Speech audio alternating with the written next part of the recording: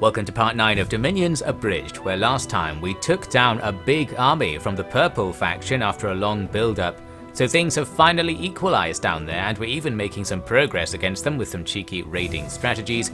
Elsewhere, well, it's just kind of a back and forth. We're trying to maintain our bits of territory on either side of our domain, but the enemy are in a position where they probably could kick us out if they wanted to.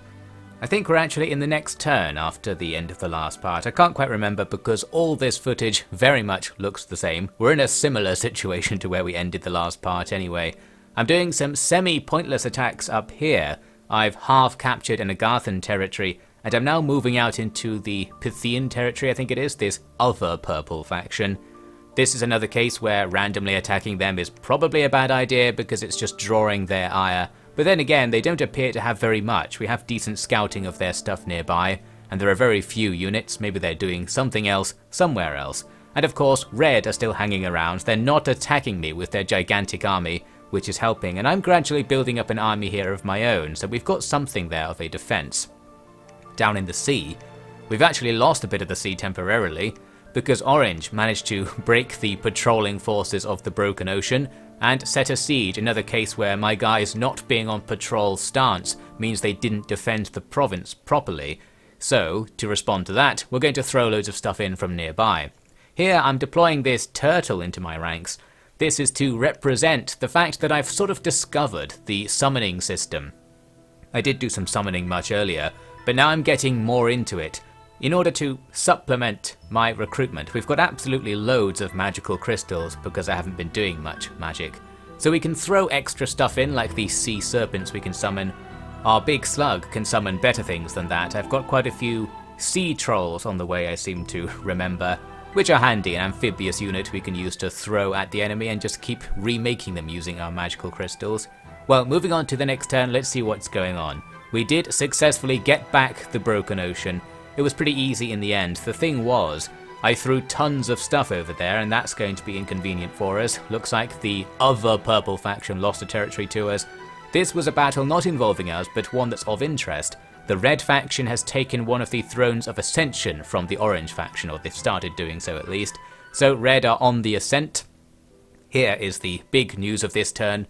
We finally lost a battle at Monster Depth since I moved so much stuff out to counteract the Broken Ocean. I should have known that another attack would be coming in, since it always is, and we managed to lose that territory. Very inconvenient, because while we can just pile back in to reclaim it, we're going to lose our provincial defense army there, which was pretty big and pretty expensive, so that's a costly loss for us, and a step back in our campaign to finally overcome this purple faction. At least my raiding is still going well. We've actually cut off the peninsula by claiming these 3 territories. We're in no position to hold them, so they're going to fall at some point. I'm now going to try and hack my way east with the remaining forces here, which are increasingly dead as these various battles go on. Had a chance to hire 1 mercenary. I thought I'd look into the mercenary system to see if I could use it to bounce back into a position of strength, but since there's only 1 guy available, and I'm not quite sure if I'm actually recruiting him there, I think I'm not, well, not much happened there. And once again we'll be ignoring that mechanic until I think of it again. It's one of those situations. The raid force makes another successful move, taking another territory and blowing up an enemy temple. That's useful for our dominion spreading in the long term. However, the enemy are also starting to take back the stuff we're leaving behind. I occasionally throw a tiny bit of money in there just so there's some provincial defense, meaning they have to send more than like 2 guys to bother retaking it. Minor win against Agartha there, and here is the battle down at Monster Depth. Just an absolute mess all over the place. The enemy aren't even in a blob this time. They're in a very loosely formed up blob that's coming at us and running away at the same time. Well, something similar happening on our side. Just an absolute mess of a battle where somewhere in the mix we won, although we did lose like half of our troops as usual. We'll just carry on defending that spot from now on. Purple have also now built up, once again perhaps doing some magic of their own. There's a big army down here in the sea that could relieve the siege of the capital. Maybe that's what they're planning with that one, need to keep an eye on them. Now though, an important development. This was about the time I read some YouTube comments and discovered you can do this, which is to hotkey through your units that aren't doing anything.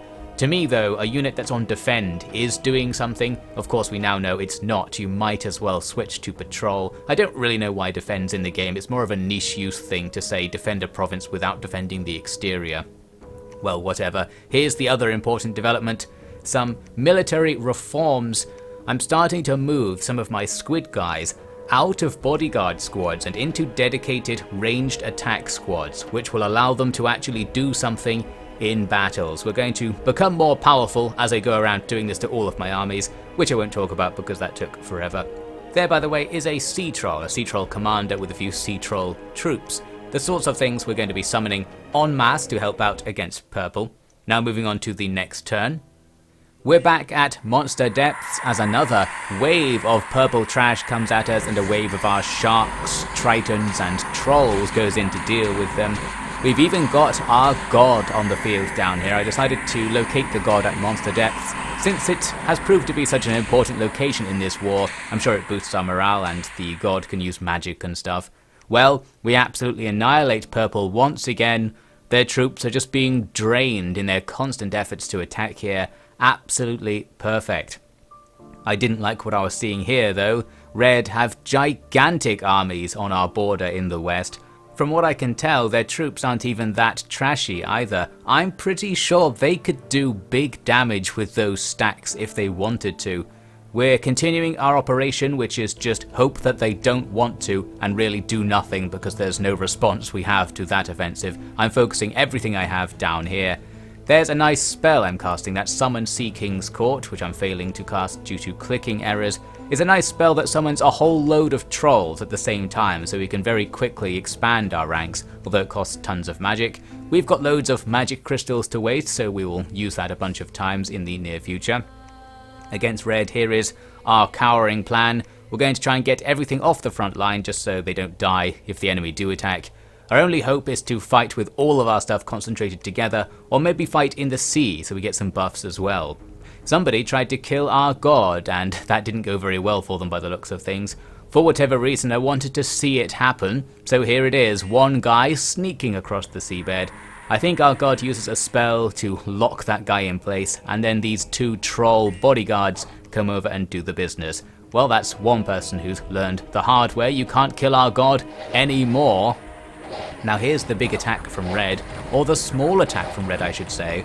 They did attack us in the west, but only a very tiny portion of that huge army we saw actually made the attack, and our provincial garrison of trash won the battle. Not sure what red thinks it has better to do with its troops, but it's not really attacking. Well, thank you very much, and thank you to purple as well for still attacking Monster Depth.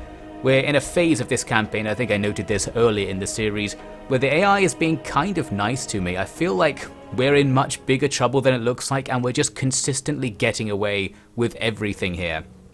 Agartha makes an attack.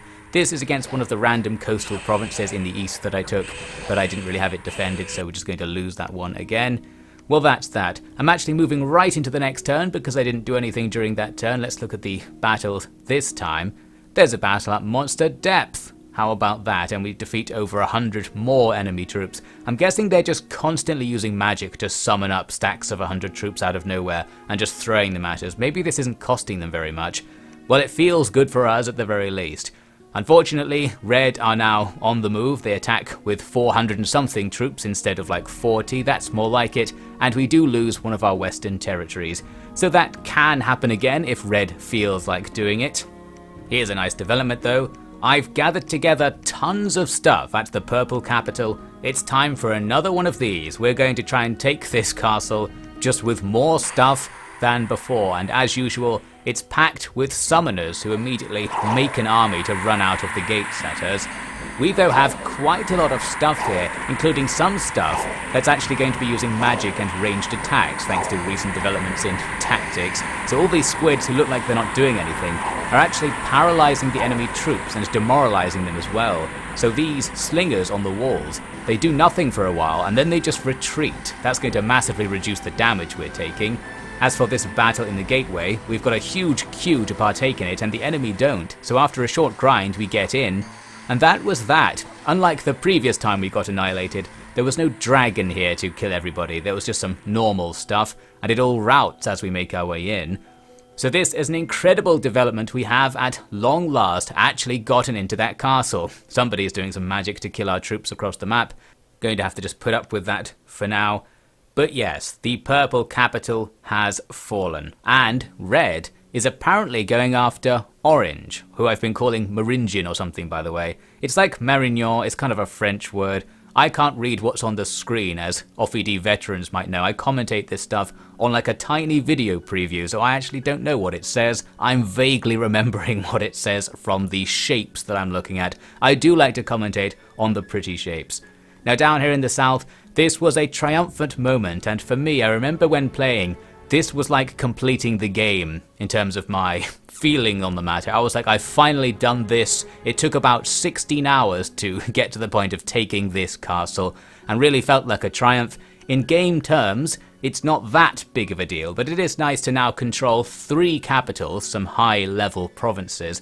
It feels like we're in a good position, and I felt like I'd overcome something to reach this point. I'd learned something along the way, and I was like, right, that's the end of the game. But of course, really it isn't. We've only just started. We have to take 7 Thrones of Ascension to win, and we have 1. There are 2 or 3 maybe that are vaguely close to us, so we're going to have to conquer a lot of the land to have any hope of formally winning the campaign.